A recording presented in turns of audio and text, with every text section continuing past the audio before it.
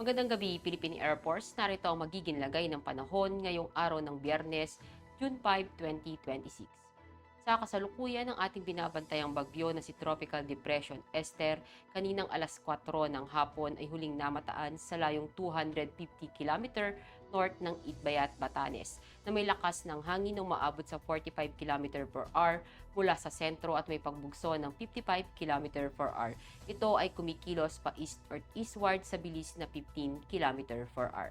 At yung southwest monsoon o yung hangin habagat naman ang nakakaapekto dito sa northern and central Luzon.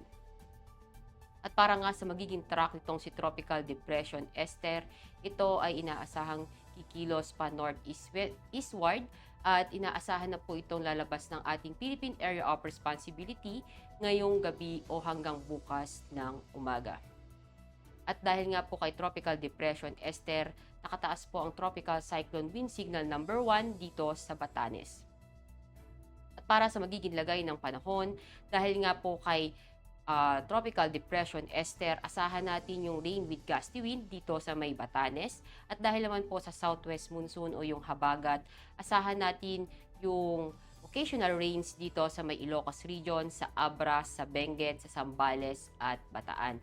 Dahil pa rin sa habagat, asahan natin yung maulap na kalangitan, may mga kalat-kalat na pag-ulan, pagkulog at pagkidlat dito sa may Metro Manila, sa ibang nalalabing bahagi ng Cagayan Valley, sa ibang nalalabing bahagi ng Cordillera at Cebu Region, sa ibang nalalabing bahagi ng Central Luzon, maging dito sa Rizal, sa Cavite, sa Batangas, at sa Occidental Mindoro. At ibang nalalabing bahagi naman ng Luzon, maging ang buong Visayas, at maging ang buong Mindanao. Asahan naman natin yung bahagyang maulap hanggang maulap na kalangitan na may mga pulupulong pag-ulan, pagkulog at pagkidlat.